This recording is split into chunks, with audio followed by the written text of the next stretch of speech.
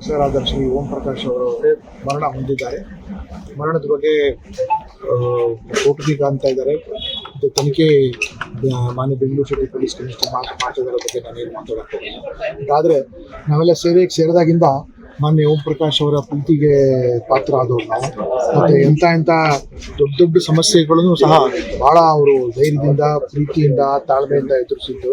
ಮುಖ್ಯವಾದದ್ದು ಬಾಬರಿ ಮಸೀದಿ ಘಟನೆ ಆದ ನಂತರ ಅವರು ಶಿವಮೊಗ್ಗ SP ಎಲ್ರಿಗೂ ಯಾವ ರೀತಿ ಧೈರ್ಯ ಕೊಟ್ಟರು, ಏನೇ ಕೌಮುಗಲ್ಗೆ ಆಗದಂಗೆ ನೋಡ್ಕೊಂಡಿರುವಂಥದ್ದು.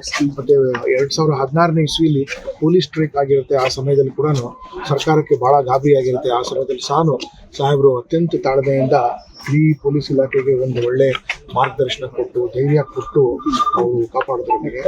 ಅವರು ಮನೆ ಒಳಗೆ 4 ಗೋಡೆ ಮಧ್ಯೆ ಏನಾಗಿದೆ ಅದು ನಮ್ಗೆ ಗೊತ್ತಾಗಲ್ಲ, ಅದು ಅವ್ರ ವೈಯಕ್ತಿಕ ವಿಷಯ. ಆದರೆ ಅವ್ರ ಕಚೇರಿಗೆ ಯಾರೇ ಬಂದರೂ ಸಹ ಬರೀ ಕೈಲಿ ವಾಪಸ್ ಹೋಗ್ತಾ ಇರಲಿಲ್ಲ, ಅದು ಮಾತ್ರ ಹೇಳ್ತಾರೆ. ಯಾರೇ ಮತ್ತು ಎಲ್ಲ ಜನನೂ ಬರೋರು. ಮತ್ತು ಯಾರ ಮೇಲೆ ಕೂಡ ದರ್ಪ ಇತ್ಯಾದಿಗಳು ಮಾಡ್ತಾ ಇರಲಿಲ್ಲ.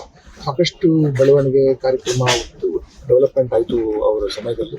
ಬಟ್ ಸಾಹೇಬರು ಕೌಟುಂಬಿಕ ಕಾರಣಗಳಿಂದ ಅವರಿಗೆ ಏನೇ ಸಮಸ್ಯೆ ಇದ್ರೂ ಸಹ ಹೊರಗಡೆ ತೋರಿಸ್ಕೊಳ್ಳದೆ ಭಾಳ ಉತ್ತಮವಾಗಿ DG ಪಾತ್ರ ನಿರ್ವಹಿಸಿದ್ದಾರೆ. ಮತ್ತು ಸುಮಾರು ಜನಕ್ಕೆ ನಮ್ಮಂಥವ್ರಿಗೆ ಬೆಳೆಸಿ ಅವಕಾಶ ಕೊಟ್ಟು ನಾವು ಮಾಡೋ ಸಣ್ಣ ಪುಟ್ಟ ತಪ್ಪುಗಳಿಗೆ ನಮಗೆ ಬುದ್ಧಿ ಹೇಳಿ ತಿದ್ದು ಮಾಡಿ ಅಂತ ಒಂದು ಲೀಡರ್ಶಿಪ್ ನಾವು ಹುಡುಕ್ಬೇಕು.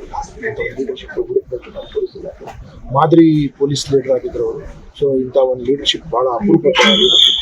ಇವತ್ತು ಆತ್ಮಕ್ಕೆ ಶಾಂತಿಯಾಗಿ ಮತ್ತು ಕುಟುಂಬಕ್ಕೆ ಭಗವಂತ ಧೈರ್ಯ ನೀಡಿ ಅಂತ ನಮ್ಮೆಲ್ಲರ ಪ್ರಾರ್ಥನೆ.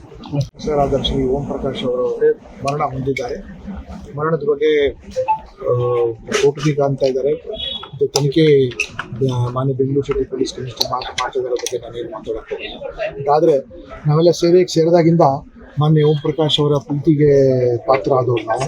ಮತ್ತು ಎಂಥ ದೊಡ್ಡ ದೊಡ್ಡ ಸಮಸ್ಯೆಗಳನ್ನು ಸಹ ಭಾಳ ಅವರು ಧೈರ್ಯದಿಂದ, ಪ್ರೀತಿಯಿಂದ, ತಾಳ್ಮೆಯಿಂದ ಎದುರಿಸಿದ್ದು.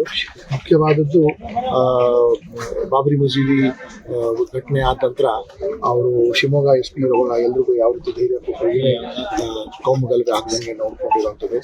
ಮತ್ತು 2016ನೇ ಇಸ್ವಿಲಿ ಪೊಲೀಸ್ ಸ್ಟ್ರೈಕ್ ಆಗಿರುತ್ತೆ. ಆ ಸಮಯದಲ್ಲಿ ಕೂಡ ಸರ್ಕಾರಕ್ಕೆ ಭಾಳ ಗಾಬರಿ ಆಗಿರುತ್ತೆ. ಆ ಸಮಯದಲ್ಲಿ ಸಾಹೇಬರು ಅತ್ಯಂತ ತಾಳ್ಮೆಯಿಂದ ಇಡೀ ಪೊಲೀಸ್ ಇಲಾಖೆಗೆ ಒಂದು ಒಳ್ಳೆ ಮಾರ್ಗದರ್ಶನ ಕೊಟ್ಟು, ಧೈರ್ಯ ಕೊಟ್ಟು ಅವರು ಕಾಪಾಡಿದ್ರು. ಅವರು ಮನೆ ಒಳಗೆ 4 ಗೋಡೆ ಮಧ್ಯೆ ಏನಾಗಿದೆ ಅದು ನಮ್ಗೆ ಗೊತ್ತಾಗಲ್ಲ, ಅದು ಅವ್ರ ವೈಯಕ್ತಿಕ ವಿಷಯ. ಆದರೆ ಅವ್ರ ಕಚೇರಿಗೆ ಯಾರೇ ಬಂದರೂ ಸಹ ಬರೀ ಕೈಲಿ ವಾಪಸ್ ಹೋಗ್ತಾ ಇರಲಿಲ್ಲ, ಅದು ಮಾತ್ರ ಹೇಳ್ತಾರೆ. ಯಾರೇ ಮತ್ತು ಎಲ್ಲ ಜನನೂ ಬರೋರು. ಮತ್ತು ಯಾರ ಮೇಲೆ ಕೂಡ ದರ್ಪ ಇತ್ಯಾದಿಗಳು ಮಾಡ್ತಾ ಇರಲಿಲ್ಲ. ಸಾಕಷ್ಟು ಬೆಳವಣಿಗೆ ಕಾರ್ಯಕ್ರಮ ಡೆವಲಪ್ಮೆಂಟ್ ಆಯಿತು ಅವರ ಸಮಯದಲ್ಲಿ. ಬಟ್ ಸಾಹೇಬರು ಕೌಟುಂಬಿಕ ಕಾರಣಗಳಿಂದ ಅವರಿಗೆ ಏನೇ ಸಮಸ್ಯೆ ಇದ್ರೂ ಸಹ ಹೊರಗಡೆ ತೋರಿಸ್ಕೊಳ್ಳದೆ ಭಾಳ ಉತ್ತಮವಾಗಿ DG ಪಾತ್ರ ನಿರ್ವಹಿಸಿದ್ದಾರೆ. ಮತ್ತು ಸುಮಾರು ಜನಕ್ಕೆ ನಮ್ಮಂಥವ್ರಿಗೆ ಬೆಳೆಸಿ ಅವಕಾಶ ಕೊಟ್ಟು ನಾವು ಮಾಡೋ ಸಣ್ಣ ಪುಟ್ಟ ತಪ್ಪುಗಳಿಗೆ ನಮಗೆ ಬುದ್ಧಿ ಹೇಳಿ ತಿದ್ದು ಮಾಡಿ ಅಂತ ಒಂದು ಲೀಡರ್ಶಿಪ್ ನಾವು ಹುಡುಕ್ಬೇಕು. ಲೀಡರ್ಶಿಪ್ ಹುಡುಕ್ಬೇಕು ನಾವು ತೋರಿಸಿದ್ದಾರೆ. ಮಾದರಿ ಪೊಲೀಸ್ ಲೀಡರ್ ಆಗಿದ್ದರು ಅವರು. ಸೊ ಇಂಥ ಒಂದು ಲೀಡರ್ಶಿಪ್ ಭಾಳ ಅಪರೂಪದ ಲೀಡರ್ಶಿಪ್.